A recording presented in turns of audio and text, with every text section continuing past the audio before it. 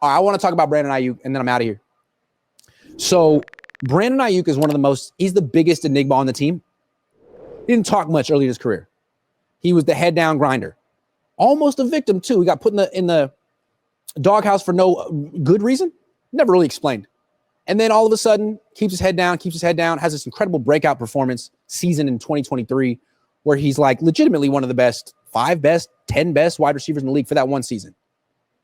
And then he goes in this whole contract drama, and it's like, man, the understated, hardworking wide receiver who lets his play talk for himself all of a sudden became a diva, and he's on podcasts. It's like, what? That's not the Brandon Aiyuk anyone thought. I mean, everyone was so surprised. Like, who is this? What is it? You like attention? What? Since when? So I don't know what that was all about. I feel like he even said, he kind of regretted how he handled it at times. I feel like he's a little bit like me, maybe a little sensitive, maybe a little grudge holding. And I'm sure Parag, John, someone said something to him during this, negotiation process that he took personally, as I would, as anyone does. And maybe he had a tougher time getting over it. Who knows? Last year, he seemed, in retrospect, out of character. That's not the Brandon Aiyuk I know. He seemed, I don't know, unhappy, unsatisfied, even after he got paid. But then his knee got blown up. He got his money, but he got seriously injured. Just one of those things. Football happened to Jerry Rice. And, he'll come back, but he suffered. It was painful. And he had to, not just the physical pain, but the mental anguish of, am I going to be the same? All that. And look, anyone who lives long enough suffers. And when you see someone who's recently suffered, how do you not relate to him? It humanizes him. So anyway, I saw him after the game. I was standing down in the tunnel, where I do my instant reaction, but I went down a little early because the game was over. I wanted to be in position to start filming as soon as the final whistle was blown. So I see people down there. I see Juwan Jennings, a bunch of injured people get on that little cart. They were up in the press box watching. Juwan Jennings seemed all right to me, but they left. And I'm watching the TV, and I look to the right, and I see Brandon Aiyuk and his wife. And I'm ashamed to say my first reaction was to look away, because I've talked a lot of shit about Brandon Aiyuk the last couple of years. I like Brandon Aiyuk. Remember, I took his mom out to dinner in Green Bay before that playoff game 4 years ago. I like Brandon Aiyuk, but I didn't like how he handled business last year. And when you're making $30 million a year, I feel like you got to take some criticism. So I gave it out, and he's walking over, and his wife's there. And I'm like, oh God. So I'm like, all right, working. And then I hear, hey, Grant. Hey, Grant. I'm like, hey, Brandon. He's like, hey, man, it's so good to see you. Gives me a hug. I didn't even. So I was like, dude, how are you? Good to see you. He's like, hey, man, you got my mom watching you all the time. You're the only person my mom watches. I'm like, Brandon, tell her thank you. Tell her I say hi. And that was it. And he walked off with his wife. He seemed so happy and content and down to earth. That's the Brandon Aiyuk I remember, that I thought I knew. Not that he was nice to me, but just a guy who doesn't seem upset all the time. A guy who actually seems, he should be happy. He's super rich. He's great at his craft. And he's married. He's got it all. He's got the life he wanted, essentially.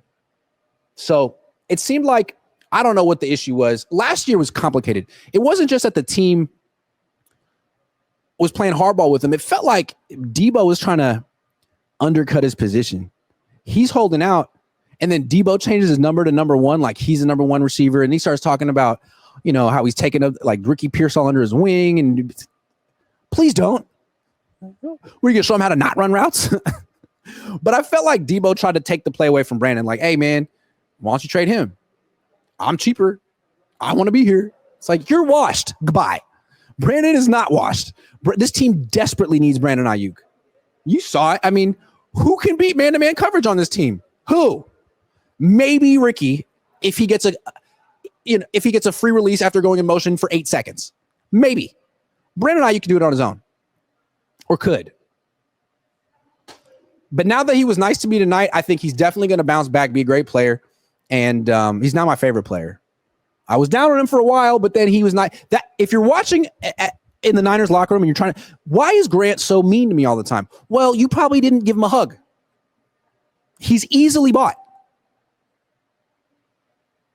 All I need is a hug. Another thing, I went over to the Broncos, the visitors locker room, because I wanted to see Hufanga. He was in there. I've never been in the visitors locker room here at Levi's. He gave me a hug. I love Hufanga, man. He's such a good guy. And I got to say, he seems so happy. Why is Hufanga, why is he happy? Why is Greenlaw happy? Because the Broncos really wanted him. It's nice to be wanted.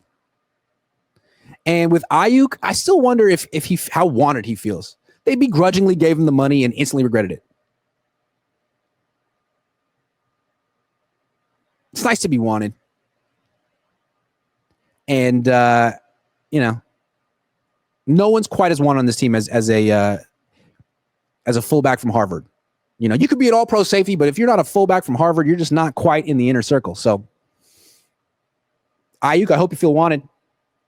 Miss Aiyuk, thank you very much for watching. I hope you don't take anything I said about your son personally, because I didn't mean any of it. Except for the nice things. I meant those things about Brandon.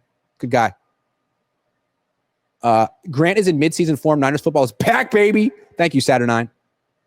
A healthy team goes how far this year? Look, if they have no injuries, none, team can win the Super Bowl.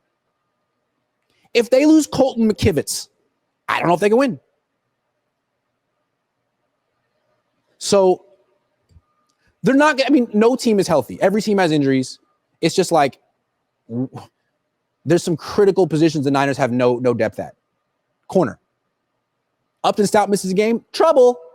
Although Chase Lucas might be even better. Just kidding. Could you beat Ricky in a treadmill race? Who would pull their hamstring first? I'm sorry. It was an easy one. Sorry, Ricky. I get the feeling Ricky would whoop my ass. But I'm old. Who could I beat in a treadmill race on this team? Kyle. For sure. I would whoop Kyle. I would whoop Salah. I would whoop Trent. I would whoop every player who's older than 35 on this team. I might even beat Kittle. Oh, yeah. George, I'm calling you out. For sure, I'd beat the fullback. I would dust the fullback. I'd do it on a track. Who wants to come see me? If you put Kyle at OC and Salah at head coach, are the better and do they win a chip? I've often thought that. That's a good question. And what my answer is, I kind of feel like it already is that. But maybe Salah would have even more power. Because Salah's the emotional core of this team, not Kyle. Kyle's a play caller. And he sees everything else to Salah anyway. Just saying. Grunt Bone says, you and Tang hug it out after they win the Super Bowl this year. That could be what a moment that would be. What a moment. A full embrace. Hell yeah. I wouldn't be surprised if Aiyuk went to therapy after having mental troubles and was told to show kindness to his critics. Good for him. Maybe. I'll tell you something. I'm in therapy. I have a therapist. Been in therapy for 2 years. It makes a big difference. If you have a good therapist and you can actually spend a week talking about yourself and your feelings, that's something you would never do on your own. It really makes a big difference. So maybe it was that. I just thought it was funny. I saw him and I looked away like a coward. And he was like, no, Grant, come here. I was like, what? Brandon, really? Okay, thank you. Who wins, Jake Paul or David Lombardi? I don't care. Who wins, Canelo or Bud Crawford? I'm so excited for that fight. I love a good fight. I love Canelo. He's a lot of fun to watch. Haven't watched as much of Crawford. Been watching him recently. He could win. Canelo lost to freaking Mayweather, who's better than Crawford, but also there's a big weight. He lost to Mayweather was like 15 pounds. I don't know. But what I am going to do is after that fight, me and my dad are going to stream about it Because I like a good boxing match. You know what I mean? All right. That's it. I'm done. It's 11:17. Time for me to go home. I had to twist it because if I'm over here, for whatever reason, the camera is giving me like some feedback on the lights. But I feel like the camera's solid over here. So I did it that way. I did it my way on this one. I'm at Levi's. You can tell that I'm at Levi's. But I mean, you saw the field, right? So like now you get a little bit of like a view of the stands. Kind of nice. Clean your camera. Is it that? I am just using the camera on my laptop. At home, I have the nice Sony. I don't bring that out. You know what I mean? Because I could lose it. But I have another webcam. Maybe I'll bring the webcam back. Do you want Kinlaw to hug you like Aiyuk? I've been waiting so long, man. Javon, if you're out there, one hug. I think it could be good for both of us. Cathartic. But we already shook hands. I think maybe the hug. Do you think if Javon saw me like one day he'd like be happy to see me? Maybe not. I will say the other day I was like walking out of the Niners interview room and there were a bunch of like Broncos walking past it to the Broncos locker room. And one of the guys that I like rolled up on unexpectedly was Mike McGlinchey. And I was happy to see him. I was like, Mike, hey. And he looked at me like he was like, hey, like, I didn't forget what you said about me, jerk. And I was like, yeah. So I try to create a little bit of small talk, like, hey, like, how's it feel to be back? He was like, well, it's a longer walk this time to the visitors' locker room. I was like, big gulps, eh? Well, see you later. So that was that. I have a feeling me and Mike McGlinchey aren't going to have a masculine embrace at any point, but that's okay. You know why? Because Aiyuk likes me. That's right. Aiyuk. Put that in your pipe and smoke it. Good question. All right. I'm out of here. I'll be back tomorrow with Ryan. Stay tuned. What about a hug from Kyle? I brought him a shot of tequila. He didn't want it. I was trying. He was not interested in my man hug. Why? I have great man hugs. They're firm, yet supple. I'm just kidding. Okay. Thank you. Goodbye. Are you wearing a yarmulke? Why? Because I'm Jewish? Fuck you. Appreciate you, though. Have a good one.